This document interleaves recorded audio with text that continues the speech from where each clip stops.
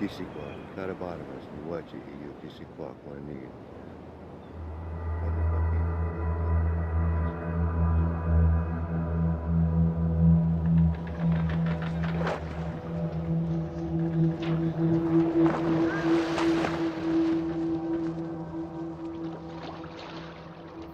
It is a story at the heart of America.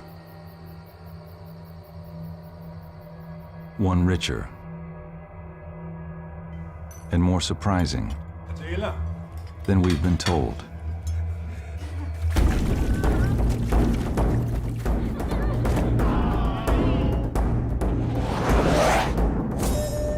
American Experience presents a story that spans 300 years and a vast continent.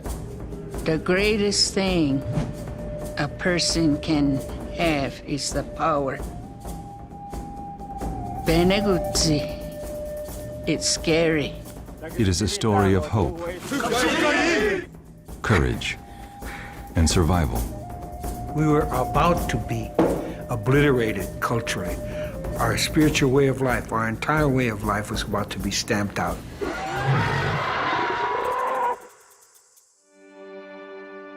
Every tribe in this country has a time of horror, absolute horror, when they were confronted by this invader.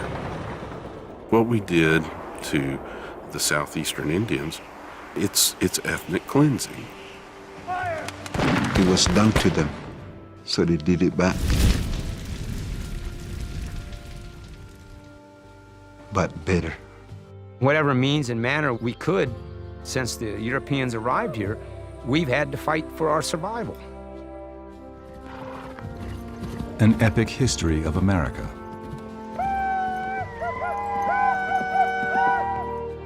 Seen through native eyes. Too remarkable. Too inspiring to ever forget. The Master of Life has appointed this place for us to light our fires. And here we shall remain.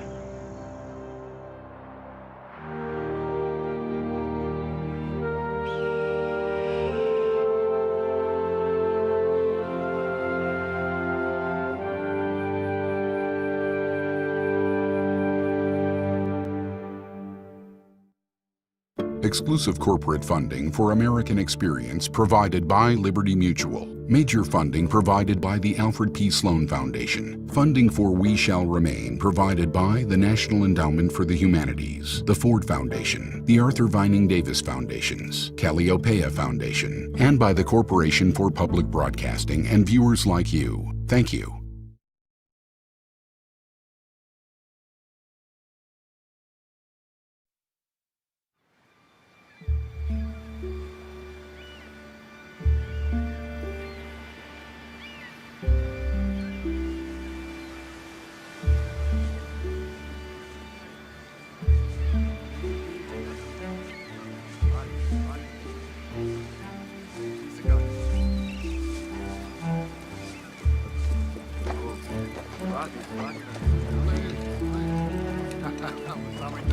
Almost nothing is known about the most iconic feast in American history, not even the date.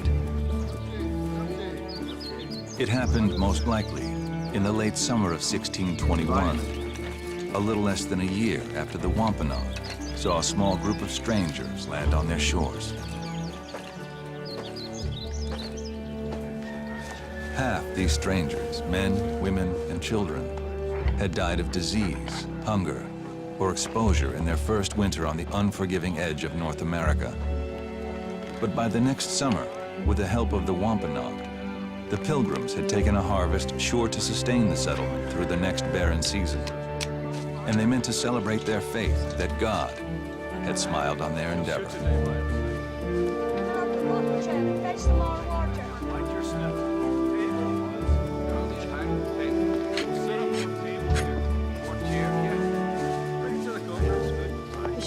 Done in no time.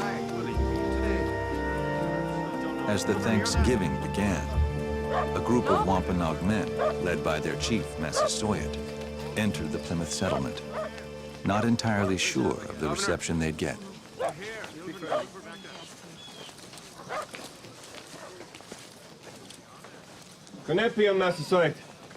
Sometimes the pilgrims are saying, back off, and sometimes I think they bring the Wampanoags closer, depending on what circumstances are like.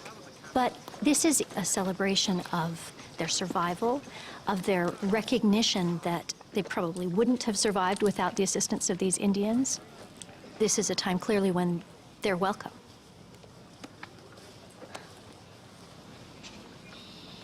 The governor cannot man him to stay. Massasoit and his men had not appeared empty-handed. They brought 5 fresh-killed deer, providing some of the victuals for a celebration that stretched over the next 3 days. Musketeers, make ready!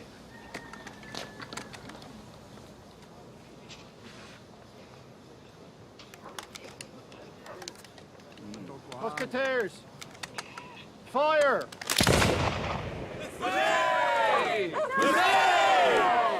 The Wampanoag and the Pilgrims were an unlikely match, but the two peoples were bound by what they shared, an urgent need for allies.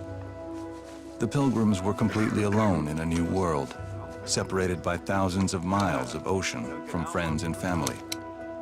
The Wampanoag, badly weakened by rolling epidemics, lived in fear of rival tribes. That they found one another in 1621 looked like a boon to each. The Thanksgiving celebration at Plymouth was certainly an unusual event. It's not something we see thereafter. It symbolizes where the relationship stood as of the fall of 1621. All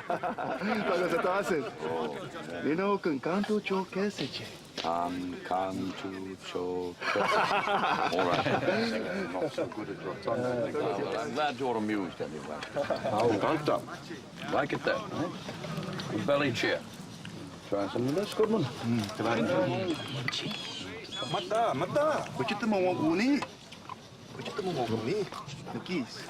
For the English, it establishes that they're going to be able to survive because of the Native Americans.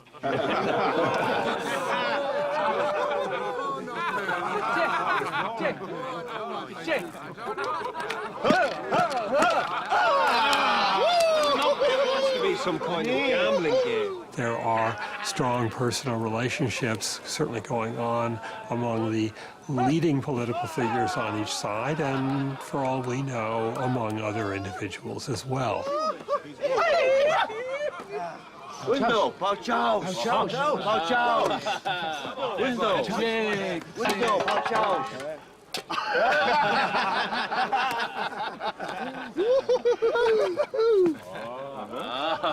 So check. See?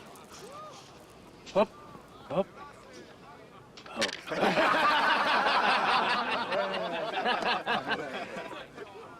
Hop, hop.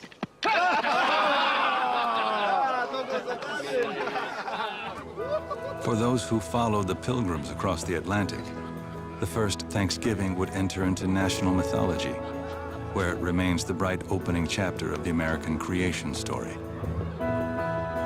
For the Wampanoag and for Massasoit, the memory of that day would recede into darker places, shadowed by betrayal and loss.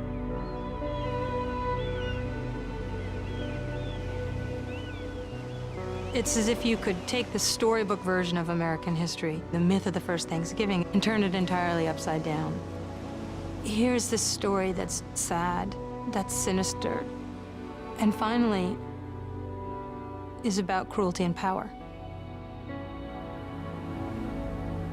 Looking back, Massasoit would on one level have felt he was true to himself, but on another level he must have regretted what he'd done. He must have thought, what if we'd taken a different course of action in dealing with these people?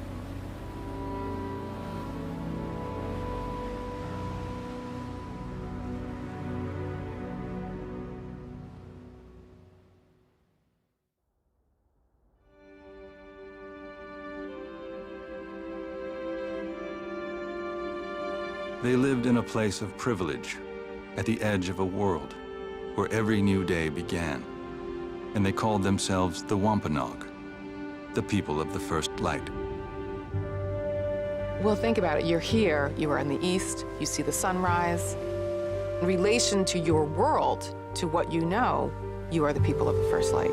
You are the Wampanoag.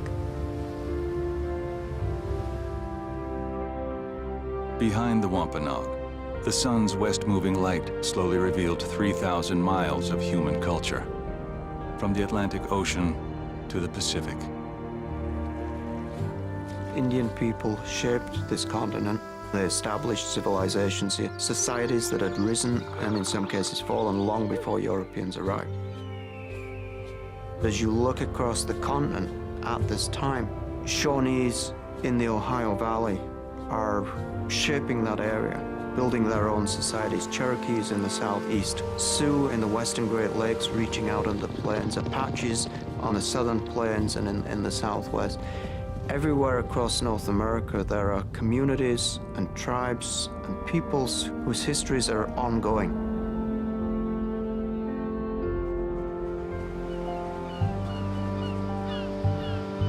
Walkish, you want the owner, wanna?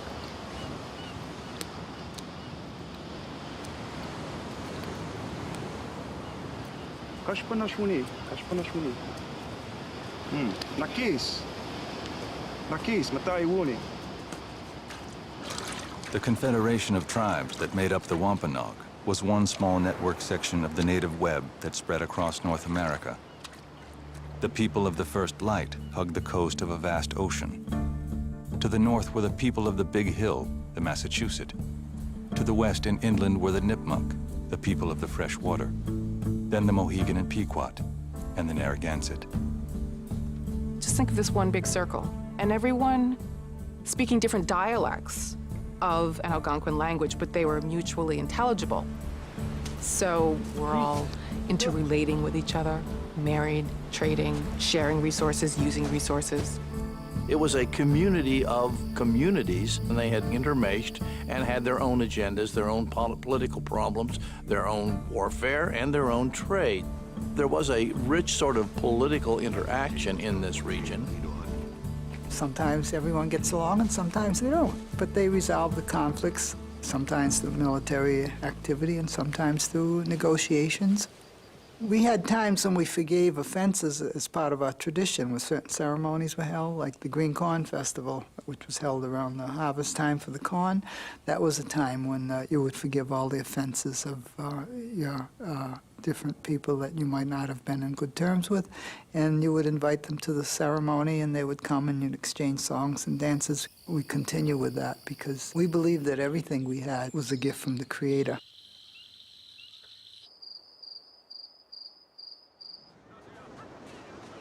The half-dozen neighboring tribes had achieved a balance of power, the weaker paying tribute to the stronger. The Wampanoag had sufficient numbers to defend their territory against their nearest rivals, the Narragansett. And the bounty of the land itself eased intertribal tensions.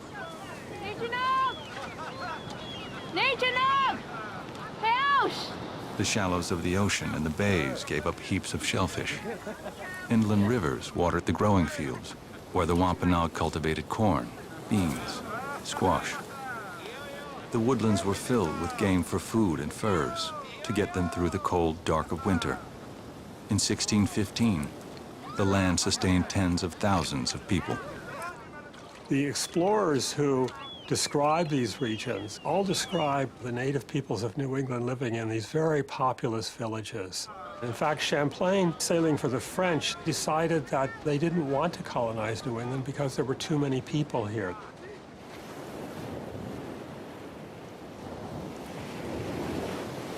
For 100 years, alien ships had trolled off the Wampanoag coast, apparitions on the horizon. Odd-looking European explorers and fishermen occasionally came ashore, but they made scant effort to establish relations.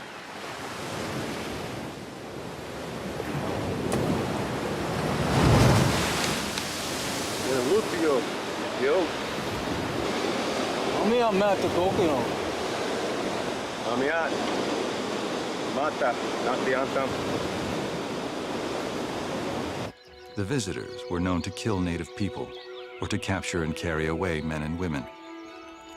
But in the centuries since Columbus, the Europeans had yet to leave any real footprint on the Wampanoag shores.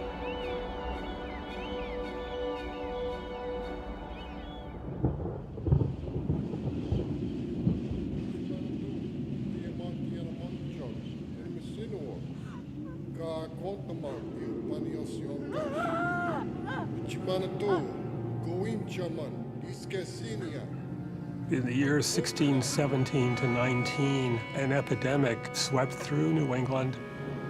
We don't know exactly what disease this was, and some of the reports of symptoms seem to suggest different diseases. It's possible that one followed rapidly upon the other. A normal epidemic hits a few people and then other people get sick, but the first people start getting better. In this case, everyone gets sick at once. A sickness was usually interpreted as an invasion of hostile spiritual powers, and the native people had medicine men, whom they called powwows, who were experts at countering the spirits of the diseases with which native people had experience. In this case, the powwows were ineffective. Often they were victims themselves. The way that Native people refer to it is that the world turned upside down.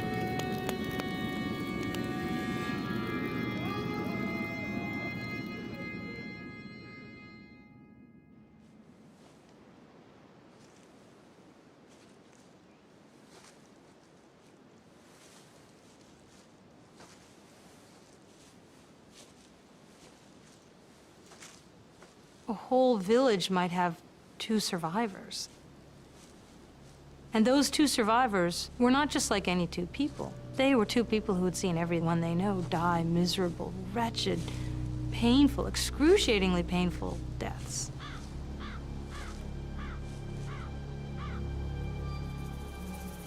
Kichimanitu, kuakwetuash, atamunok.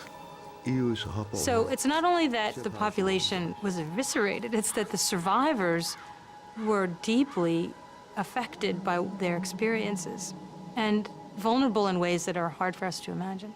You know, the sort of post-apocalyptic vulnerability. Massasoit had seen 9 of every 10 of his people perish, of a cause nobody understood. Tiny microbes for which the native population had no natural defense. Alien diseases left behind by European sailors. As the season of death subsided, the Narragansett, largely spared the ravages of the epidemic, began a series of raids on Wampanoag villages, and the beleaguered Wampanoag looked to Massasoit to lead them into an uncertain future.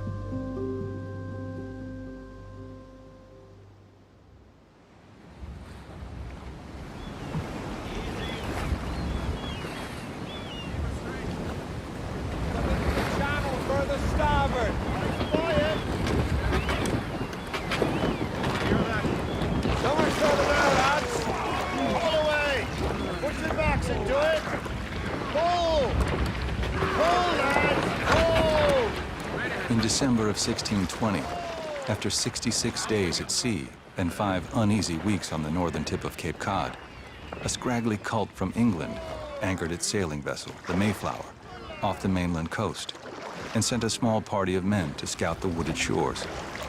Ship oars! Stow the oars, mainsail. Prepare to set sail. And the nose, keep them away. Let's tie it off, go ahead. Radical religious views had made the Pilgrims unwelcome and unwanted in England. They had no home to go back to if they failed to make one in this new world. Soon after coming ashore, the scout party stumbled onto the Wampanoag village of Patuxet. Most deadly. It's a village. Prior to the 1600s, Patuxet was a large community of, it's estimated, well over 2,000 native people. In 1618, the sickness reduces the population to almost 0.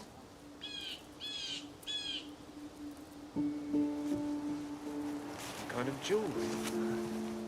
When the English arrived, They find houses falling to ruin, fields lying fallow, human bones bleaching in the sun that had been scattered by animals.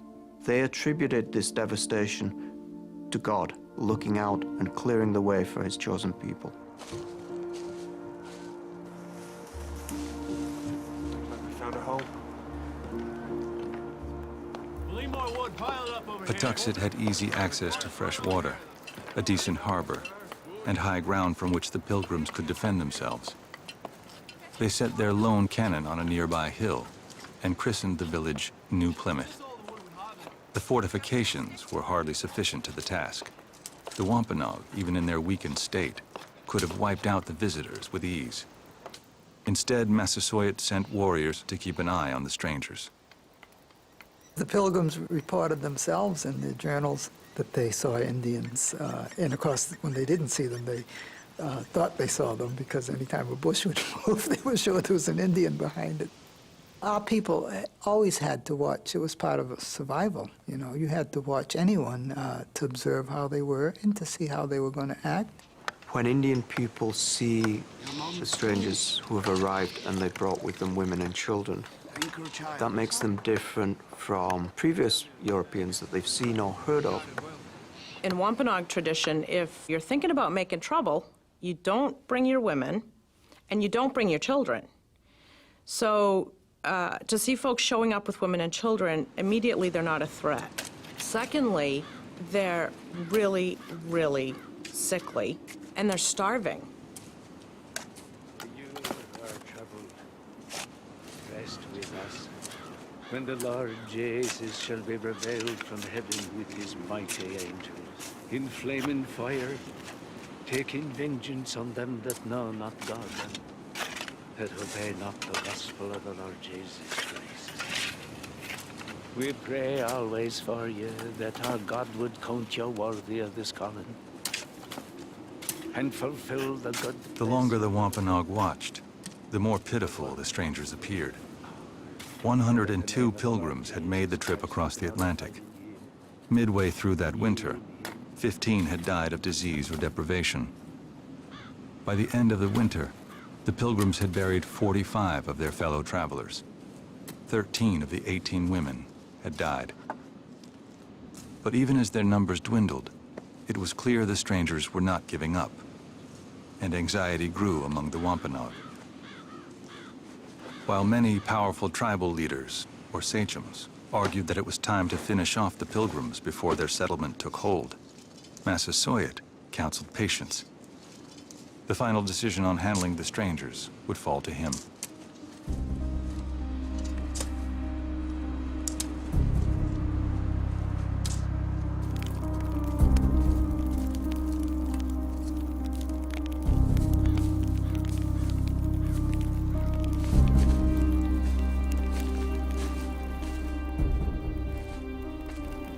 Sachem of the Pokanokets, one of the groups that made up the Wampanoag Confederacy. He had risen to the leadership of all the Wampanoag, earning his title Massasoit. Massasoit is a classic sort of village chief or super village chief in the Algonquin world. He is a man of great respect among his people. He doesn't have the coercive power that a European sovereign or a monarch would have. He is a person who leads by example, and people have faith in his leadership and his experience. Throughout that winter, Massasoit wrestled with the question of how to deal with the newcomers. The chief's first impulse had been to put a curse on the pilgrims and watch them die off altogether. But the weakened Wampanoag needed any friends they could get. Massasoit was paying steep tribute to the Narragansett, but he knew his near neighbors had the numbers to overrun the remaining Wampanoag villages whenever they chose. And he was aware that the strangers came from a nation of wealth and military might.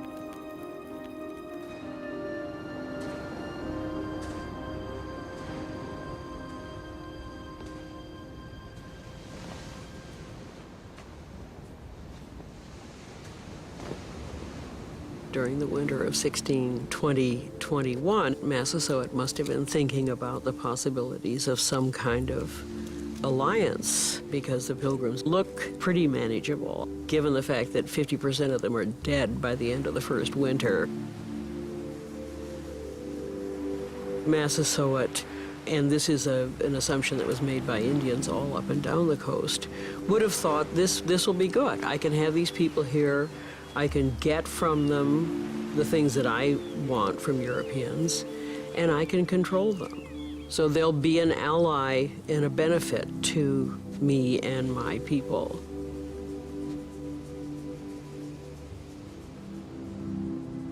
Kisikwan kada banamis nuichi iu kisikak wanigan. Panu papapinam wa andamay ni nadusa nuichi. Wananumio wache ninimi siniwok.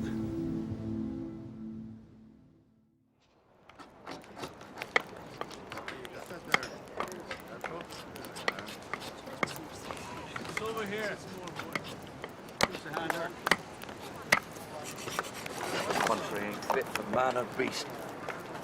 That's ready now. We'll need more wood over here. It's just there. We'll need to cut more over here. Get the gun here. Get back there. Steady, boys. Stay In the there. first days of spring 1621, Massasoit sent a small party into the Pilgrim settlement. All right, stay back, everyone.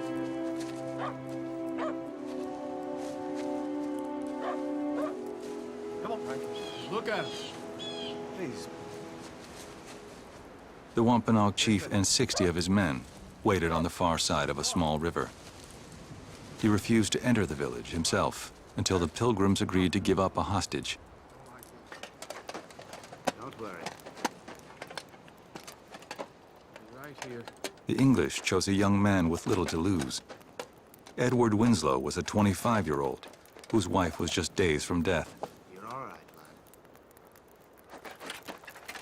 Winslow agreed to go as the hostage and to deliver Governor John Carver's invitation to Massasoit to enter Plymouth for talks.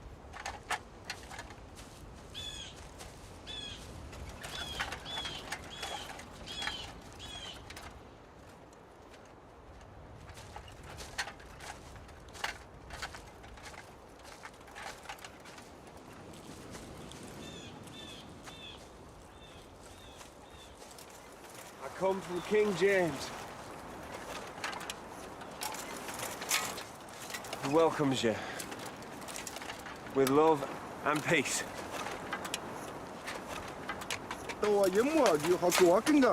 The king says, my lord, is his friend and ally. Please, enter our village. It's the Carver, the governor. I'd like to speak with you. Please, we wish to be at peace with you as our closest neighbours. Please.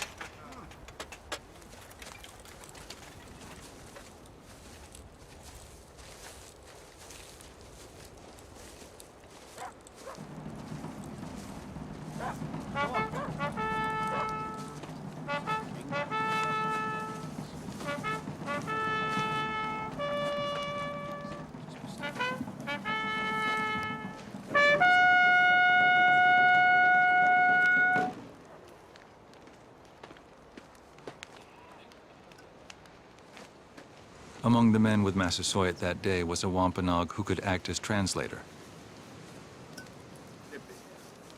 Tisquantum, or Squanto, had been kidnapped years earlier and sold into slavery in Europe.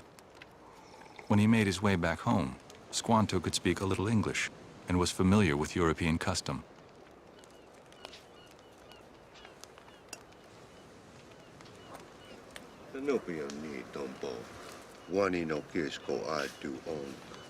My king welcomes you here.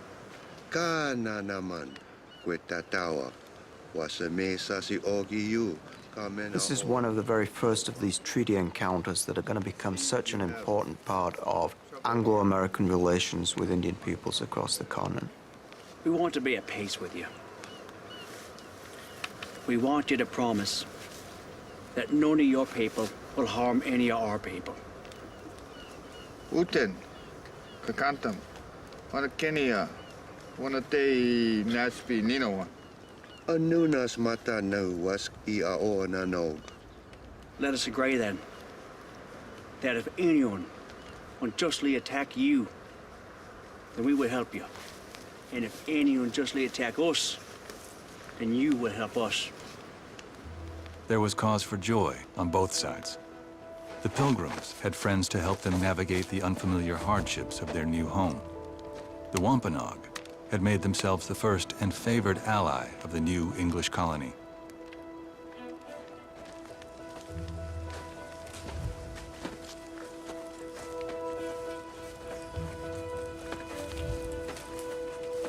There's a very clear sense that Massasoit understands the entire treaty as reciprocal.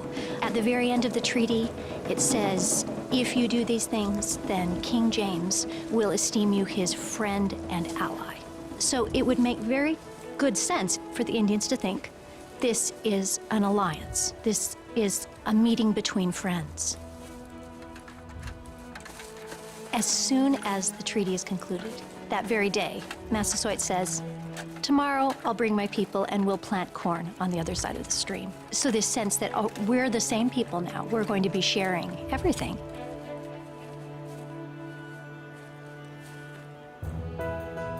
Over the coming months, the two peoples made halting moves towards codifying their alliance.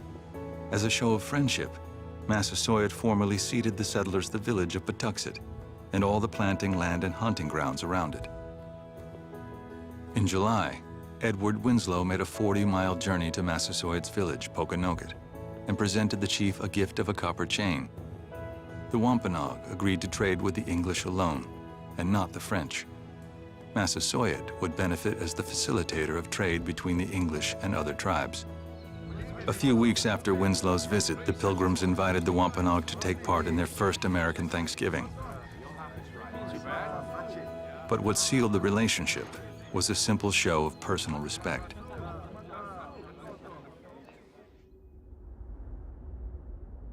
In February of 1623, when a messenger arrived at Plymouth with the news that Massasoit was desperately ill, Winslow, like many Algonquian, rushed to his side.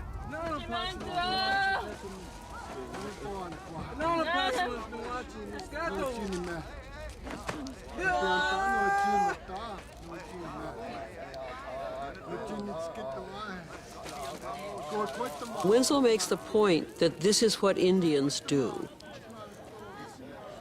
When a friend is sick, everyone congregates at the friend's bedside. This is one of those places where Winslow is acting as he knows Indians expect people to act. Massasoit? Sun Canal, Winslow. Nox, Massasoit. Nox Kawatatia. No be, ne dom.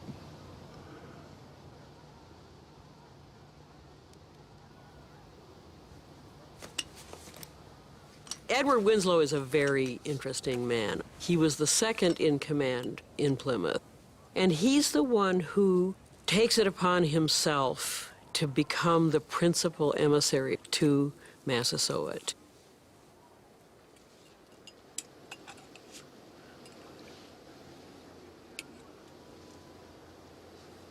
Mitzig, Massasoit. Some Indians had a dual chiefdom system. That is, they had an overall chief who is called the inside chief, who is responsible for the community and basically stays within the community. And then there's an outside chief who is responsible for essentially foreign relations and war. Winslow is acting as the outside chief.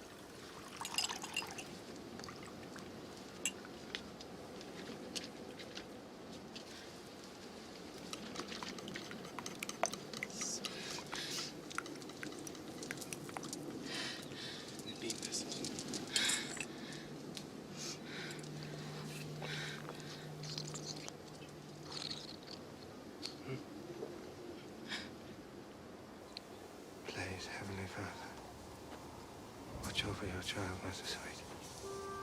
Imbue him with strength of spirit. Restore him to health. Winslow's medicine was of no particular benefit to Massasoit, but the chief did recover, and Winslow was there, representing the entire Plymouth colony, when Massasoit was able to rise again.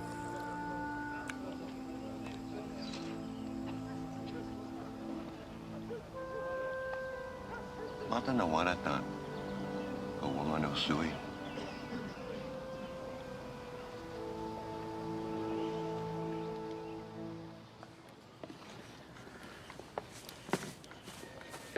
In spite of a growing trust between Edward Winslow and Massasoit, the relationship between the Pilgrims and the Wampanoag remained tentative. The Pilgrims were separatists, devout Christians who had fled the Old World, for fear its corruptions would darken the godly light in which they dwelled. Corrupting influences lurked everywhere. She cannot meant to eat this. Even Winslow, who found the Wampanoag and other tribes trustworthy, quick of apprehension, and just, fretted about close contact with Indians. You see at the beginning of the 17th century, this kind of cautious getting to know one another. As those peoples become more and more dependent on one another and exchange more and more goods and ideas, and people, children, wives, families have more and more contact with one another. In a sense, the two peoples come to share a great deal. The English come to be more like Indians in many ways. They dress more like Indians, they use Indian words, they're familiar with Indian ways, and the Indians come to be more like English. A lot of Indians speak English. They wear English clothes, they build houses that are English.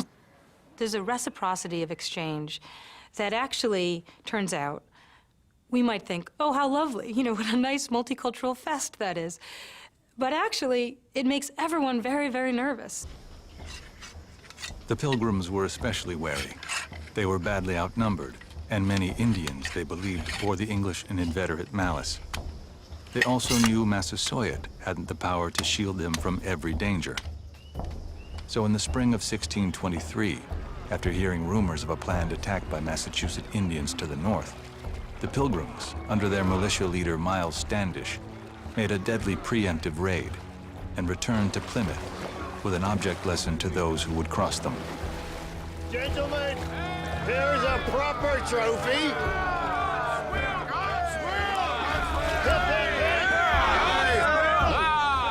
This sudden and unexpected execution has so terrified the Indians, Edward Winslow wrote, that many have fled their homes. Living like this on the run, many have fallen sick and died. Shocking and brutal as the raid was, Massasoit counseled his sachems to keep up relations with Plymouth. The Wampanoag were still the favored friends of the English, and the English were surely no threat to their friends. Massasoit is able to keep this peace for a long time, which suggests that it's not simply his personality and his command that's doing that. The nature of native society means that he is representing what the majority of his people want to do. The Indians wanted certain things from the Europeans: knives, axes, swords, and steel drills. Europeans bring things like metal kettles that are very useful for Indian people, and Indian people incorporate those goods into their own cultures on their own terms and in their own ways. For Native people, trade is about binding people together in relationships of reciprocity. So that was the question. How do we bring the English into these relationships of reciprocity?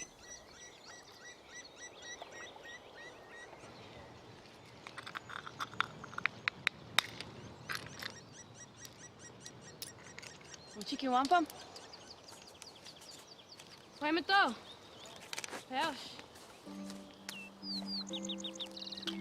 We lived right near the shoreline, and we harvested the quahogs, which you make the quahog chowder from and all the other good things.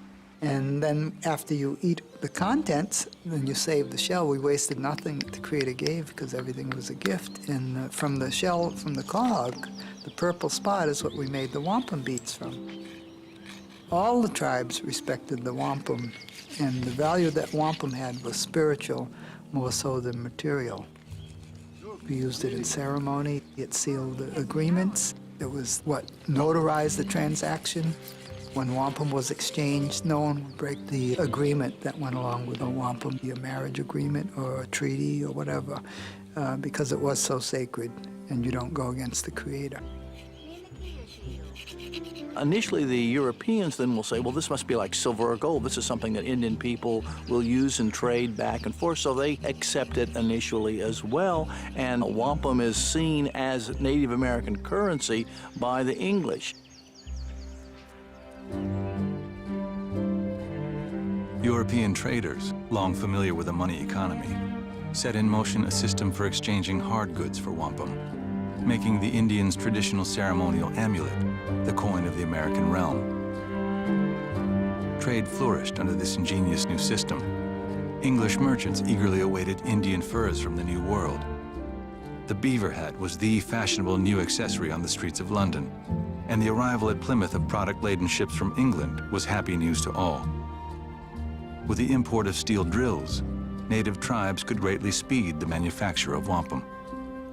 It's much easier to create a wampum shell, to drill that hole through the center with a steel drill than with a stone drill. And so suddenly there's a large supply of wampum. And what this means is that tribes in the interior who previously had very little access to wampum now are able to get it. And there are also groups that have furs and other things to trade to the Europeans. Plymouth colonists rely on Massasoit to begin brokering connections with other native groups. So Massasoit becomes this very important node in these regional exchanges among furs and European goods and wampum, all of which are being exchanged many times in different groups, depending on who has what. With the Pilgrims integrated into the web of his alliances, Massasoit's gamble, welcoming the strangers, seemed to have paid handsome dividends. I think he would have looked back over the previous decade and thought that he had done some pretty good work. It must have seemed possible to Wampanoags and to other native groups in southern New England to envision a future in which English and native communities could live profitably together.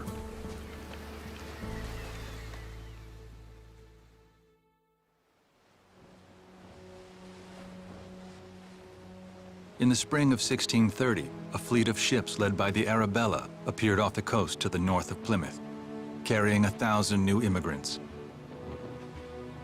While the Pilgrims had been escaping Europe, these Puritans meant to recreate a new and more pious England in America.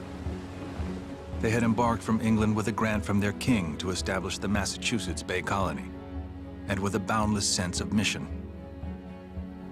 In Europe at this time, and particularly among the Christian kingdoms of Europe, there was this belief in the right to go out and usurp land that was not occupied by Christian people. And this is a religious basis for this, as well as political, in that this was a God-ordained practice in which one would be spreading Christianity and would be spreading European civilization, and there was a moral obligation to do so. On board the Arabella, days before it landed, the future governor of the new Massachusetts Bay Colony, John Winthrop, essayed the epic vision. The Lord shall make us a praise and glory, for we must consider that we shall be as a city upon a hill. The eyes of all people are upon us.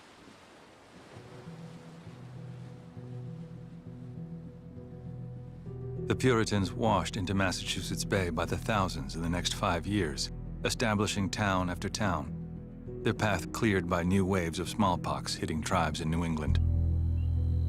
One of the historians of the Puritans, I'm quite sure it was one of the clergymen, said in reference to the death of so many of the Massachusetts people, that the land was almost cleared of those pernicious creatures so as to make way for a better growth. Now he was talking about women, children, all of that. But that's the way they related because their unfounded notion of European superiority. They kept coming one boatload after another. You have all of these people who are coming over from England with that sense of entitlement. They have this image of the colonies as if there's just great space for them to occupy, and there are great resources that are for the taking.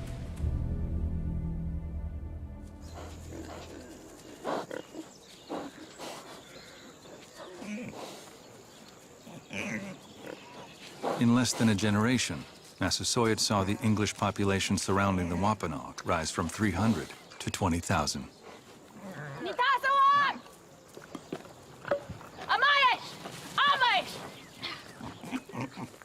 The animals that the English bring with them are incredibly devastating because they just let them run loose.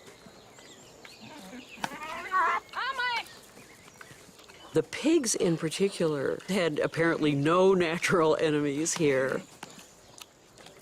They would talk about, innumerable numbers of pigs just vacuuming up the acorns and the other things on which native people relied for food and on which these animals that the native people were accustomed to hunt relied for food.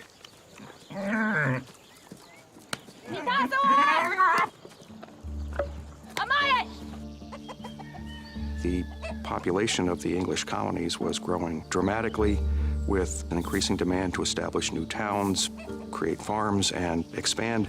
The one thing that native people have that the English people want is their land. Access to an acquisition of this so-called free land that the Americas offer is a source of constant and recurrent conflict with Indian people. The English came from a society where land was in short supply. Ownership of land was a mark of status as well as a source of wealth. For Indian people, land is homeland. You are rooted to it by generations of living on the land. Your identity is tied up in it.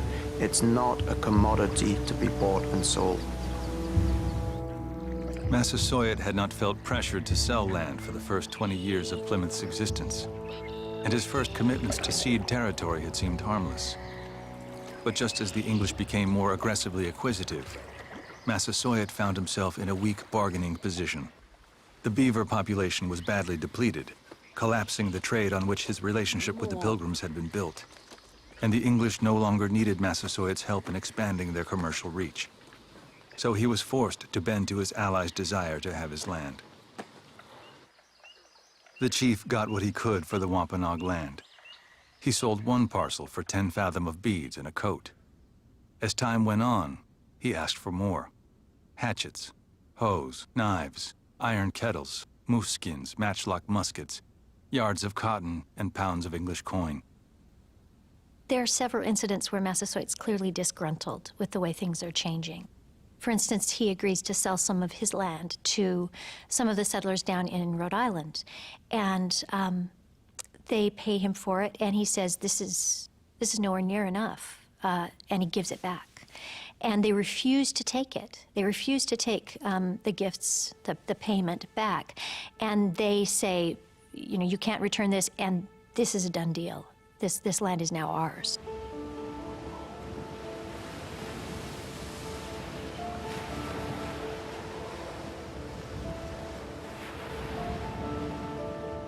The English were in a race to establish empire in the Americas, jockeying for territory with the French, the Spanish, the Swedish, the Dutch. They're very expansive, and they don't expand incrementally. They're aware that the Connecticut River is a major conduit of trade. The Dutch are already on the lower end of the river, and so clearly they want to control the Connecticut River from its midsection. With the influx of English people in the 1630s, Puritan New England ceases to be weak and vulnerable and now becomes a power in the region. As they look further west, they see another major power. The English identify the Pequot as an obstacle to their expansion.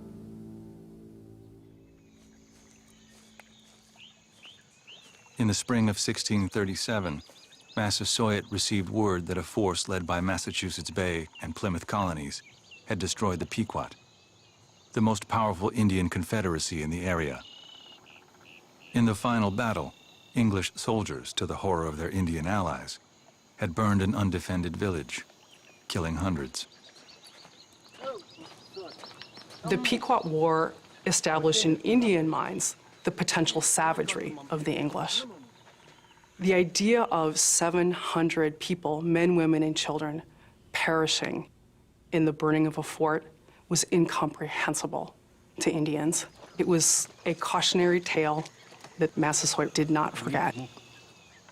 Wachanes nanape. Ananamo wonk.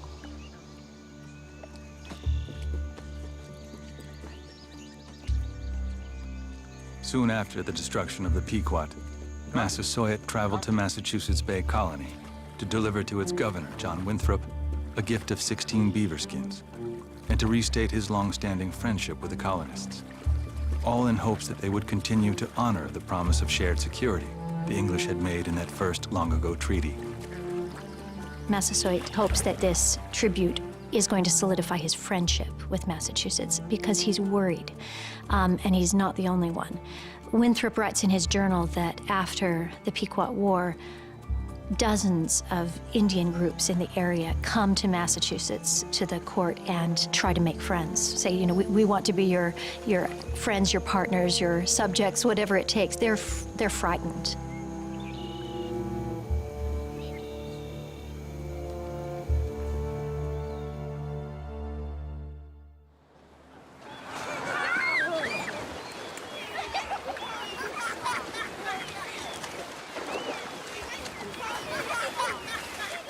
Massasoit's eventual heir, his second son, was born around the time of the Pequot War and nearly 20 years after the arrival of the Pilgrims.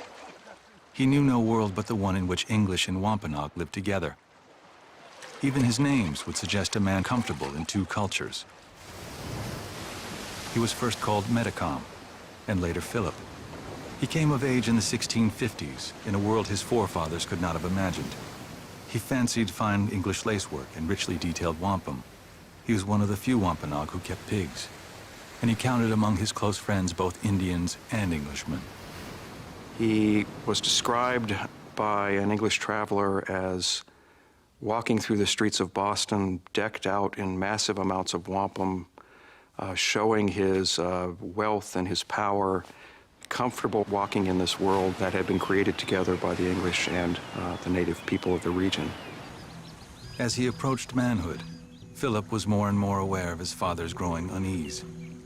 Massasoit's tribal borders had receded in around Narragansett Bay. Disease continued to thin the Wampanoag. His trusted ally, Edward Winslow, had died. The new leadership in Plymouth had little memory of the time they had needed Massasoit's help. When do the English lose their sense of openness? Well, when they become more independent, when they realize that they no longer need the Indians. And right around that same time, in the 1650s, they make one attempt to convert the Indians to Christianity, which is to say, in effect, well, if you're going to live among us, you need to basically become us, because we can't live with people who are different from ourselves. In 1651, Puritan minister John Eliot established a praying town in Natick, Massachusetts. In Natick, as in the dozen praying towns that followed, Indians who converted to Christianity were assured physical security and the promise of eternal life, so long as they agreed to live by moral codes drawn up by Puritan clergy. The praying Indian towns were set up by the English to basically control Indians. You had all these rules that were alien in concept, and Native people had to do everything in the English way, and everything Indian, of course. All the traditions that were sacred to your fathers and your fathers' fathers since time immemorial, you had to reject all that in favor of following the English way. So you had to look down on your own people, essentially, is what it boiled down to. Wampanoag people here got the idea that somehow if we are to survive at all, we've got to at least say that we're assimilated. We've got to say that we're Christian, whatever that means, or we're going to be wiped out completely. In order to be accepted as a full member of the church, you needed to relate a conversion experience that was witnessed by the congregation and that was deemed sufficient, that you've been saved, that you believe yourself to be saved. We have this remarkable set of documents that were published at the time called Tears of Repentance. that were Indians from Natick relating their conversion experiences. And they were witnessed by a panel of ministers. I heard that word, that it is a shame for a man to wear long hair, and that there was no such custom in the churches. At first I thought I loved not long hair, but I did, and found it very hard to cut it off. And then I prayed to God to pardon that sin also. When they said the devil was my God, I was angry because I was proud. I love to pray to many gods. Then going to your house, I more desired to hear of God. Then I was angry with myself and loathed myself and thought, God will not forgive my sins. I see God is still angry with me for all my sins, and he hath afflicted me by the death of 3 of my children. And I fear God is still angry, because great are my sins, and I fear lest my children be not gone to heaven. The English missionaries demanded from Indian people much more than an expressed belief in their God. It was part of an English cultural assault which Massasoit must have seen was tearing apart many native communities. And I think that's why he wants to try and curb the missionaries, try and stop this kind of assault taking place. As Massasoit's days drew down, he made a point of stipulating in land deeds that Christian missionaries stay out of what remained of Wampanoag territory.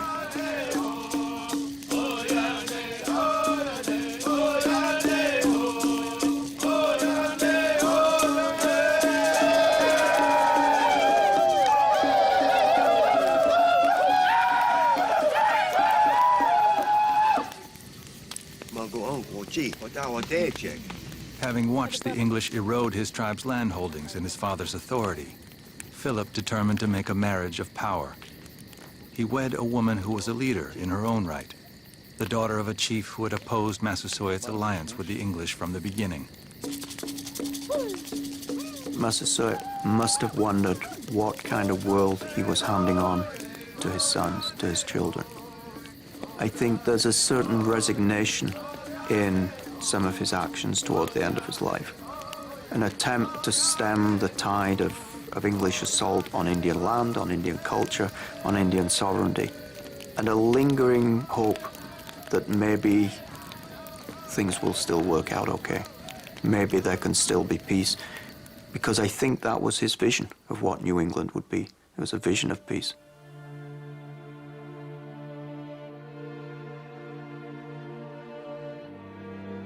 Massasoit died in the early 1660s, 40 years after his first alliance with the Pilgrims.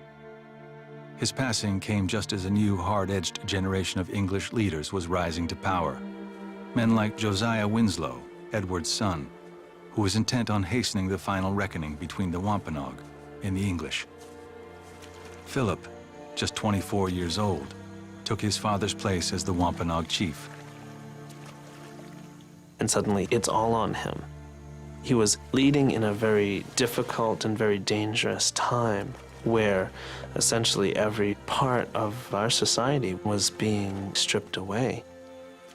The wampum trade was declining, fur trade was declining. The demand for the English to acquire more and more Algonquian land was increasing. More and more native people, for whatever reason, were choosing to move to praying towns. The world that had created Philip was collapsing around him. Philip hoped to strike a delicate balance, maintaining his alliances among the English, while also maintaining what remained of Wampanoag sovereignty. He continued to abide by the terms of his father's treaty, but like his father, he rejected repeated efforts by Puritan missionaries to convert him. "If I became a praying sachem, I shall be a poor and weak one," he said, and easily trod upon by others. He also declared a moratorium on land sales. English authorities had little interest in humoring the young Wampanoag chief. There are a variety of ways that English claimed possession of Indian lands. Everything from just seizing them and then attending to the legalities much later, merely occupying lands that they want to declare vacant and thus available for the taking. One that is, I think, often overlooked is that the English would get Indians indebted. As Indians continued to experience ill health and epidemic disease, one of the things they become indebted for is health care that's being provided by English guardians. Well, these English guardians use this as a way to get their hands on Indian land, so that once the debts have been accumulated, they go to the Indian estate for the land for payment. And this becomes a massive mechanism of Indian dispossession. What people felt for millennia, this is my land, and my land is me, and I am it, obviously, because we come from it, and we eat from it, and, you know, things die, they go into the land, and we eat from what grows from there. So when we say land, ahki, it's just ahki, land. But if you say my land, you have to say natahkim. This means that I am physically the land, and the land is physically me. And after Europeans were here for about 70 years, people started to write natahki, which is so sad, because that means I am not necessarily part of the land anymore. My land can be separated from my person. There is a continual erosion of tribal people's ability to maintain control over their own lives. And I think by the 1660s, Philip finds himself up against the wall. In other words, unless one makes a stand, the Wampanoag or the tribal people are going to be completely overrun.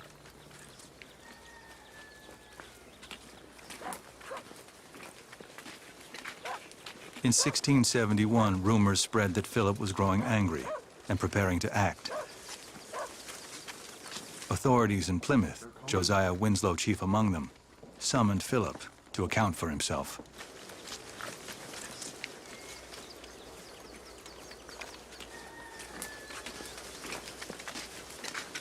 Josiah Winslow has no curiosity whatsoever about these people with whom he's grown up. He's known them all his life. He considers them an obstacle. He considers them untrustworthy. He wants nothing more than to find a means of provoking a war that could lead to their extermination. You have you not? In recent times, procured a great and unusual supply of both ammunition and provisions, planning an attack on us both here in Taunton and in other places. These charges against me are false. If you have no such designs, have your men hand over their weapons. He had two choices. Either give all the weapons up or acknowledge to the English that he was preparing for war, as they were accusing him of. So he had to choose the lesser of the two evils. Marna Tolteman, Pipinok. Margesh, Piskankash. Mata the party, no, come on, man. One needs to know which Kusawa. Now one needs to know Nina one. Kusip mat, Nina one kus. Margesh, Piskankash. Before taking his leave, Philip was made to sign a confession in which he admitted disloyalty to the English and promised to turn over any weapons the Wampanoag had amassed.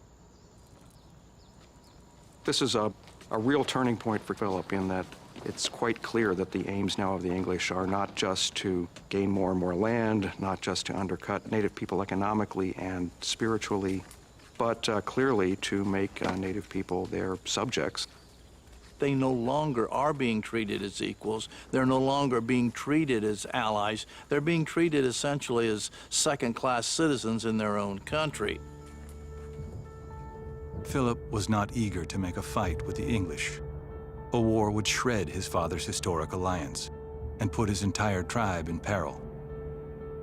There were only 1,000 Wampanoag remaining, and nearly half were living in the praying towns. Philip had few warriors, but the Wampanoag chief did prepare, seeking allies among nearby tribes and quietly buying up firearms. At home in Mount Hope, with his English friends nearby, Philip wrestled with the enormity of a war against Josiah Winslow and Plymouth Colony.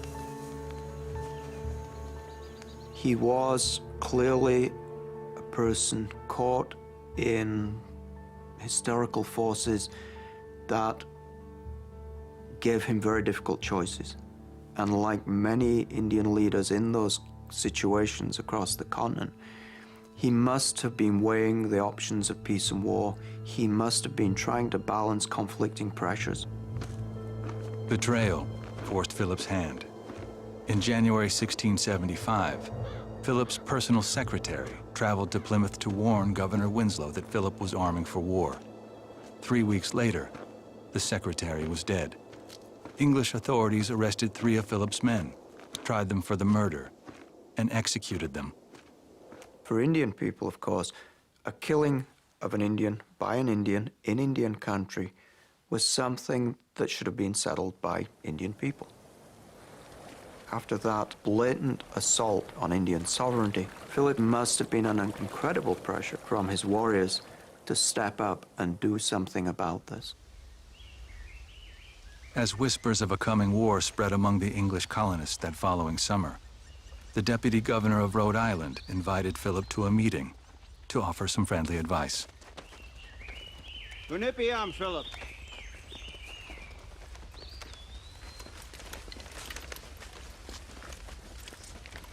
We thank you for coming over to speak with us.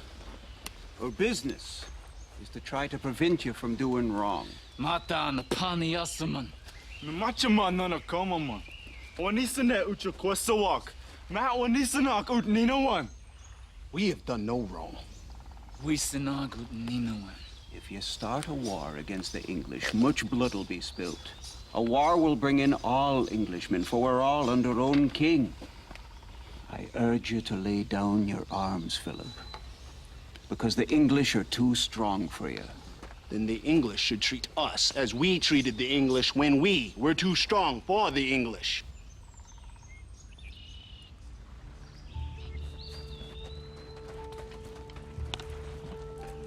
Philip's angry young warriors refused to heed Easton's warning that war with Plymouth would bring every colony in New England down on their heads. Days after the conference with Easton, Philip sent warning from Mount Hope to an old English friend in nearby Swansea. It might be best to leave the area.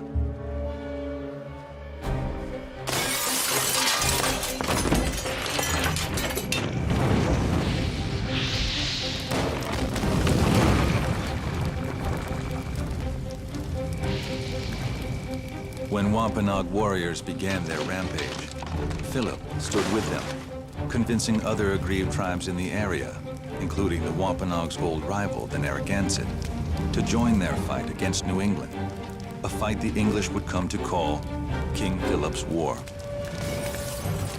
This war that breaks out in New England is a major war.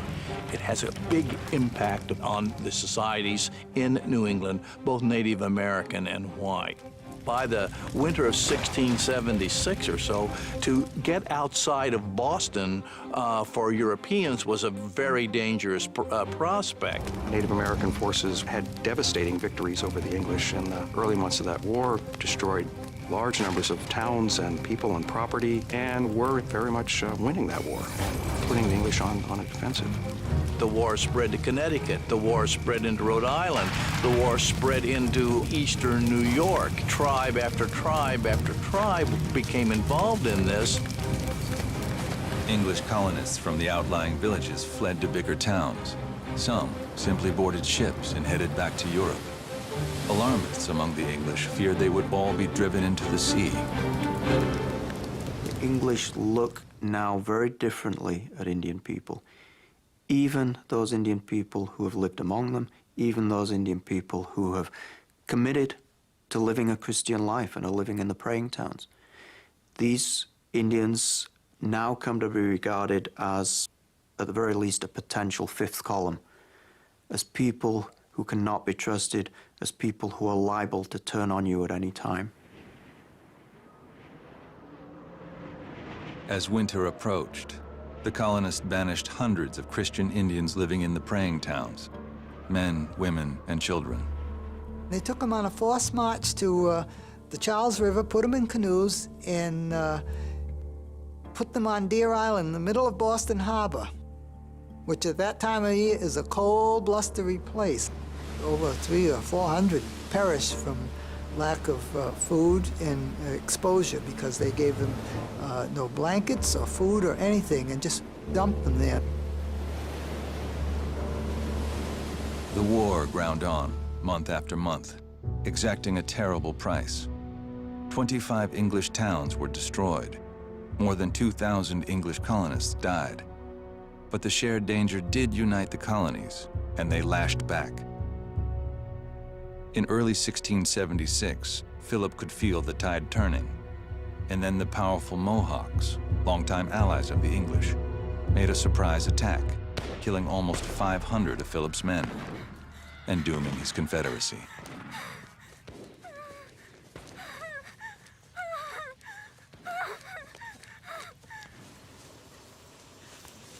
A year into the war, scores of Indian villages had been burned to ash.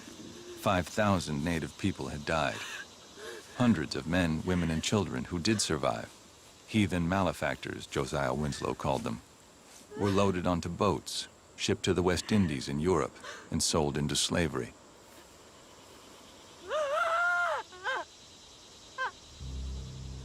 Native tribes in southern New England had been crushed and would never again control their destiny in their homeland.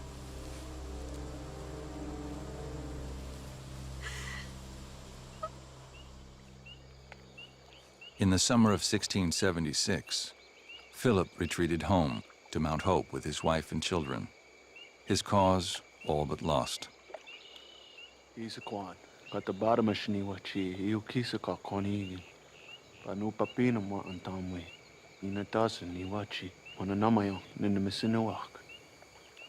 It does seem a little unusual that he would come back to Mount Hope because there are so many troops around there looking for him. It's like consciously walking into a trap. When he returns to Mount Hope, he certainly has given up. He's going there to die. Rather than a grand, heroic military figure, he's a more poignant, sad figure, a person filled with sorrow at the end of his life. On August 12, 1676, an English militia unit, along with a praying Indian named John Alderman, surprised Philip and his dwindling band of followers. After Philip was shot by Alderman, they dismembered his body. The scarred right hand of Philip was given to Alderman as a trophy of the war. His parts were strewn about the colonies, spread to the four corners. This is a warning to other people, to other Indian people. This is what the English will, this is how the English will deal with rebellion, deal with treason. And remember that in English eyes, Philip was a traitor, and this was the punishment meted out by 17th century Englishmen to traitors. Massasoit's son was dead and scattered, but the colonists were taking no chances. They captured Philip's son and heir, a 9-year-old boy, and locked him in a jail in Plymouth. While English authorities deliberated on whether to sell the boy into slavery or simply murder him, the Puritans gave thanks to their God. And the final day of Thanksgiving of the war is the day that Philip's head is marched into Plymouth. This decapitated head on a pole, it's erected in the center of town, and is cause for a great celebration. They wouldn't take it down, Philip's head. For 2 decades, while Philip's son lived in slavery in the West Indies, the head was displayed in Plymouth, a reminder to the Indians about who was in charge, a reminder to the English that God continued to smile on their endeavor.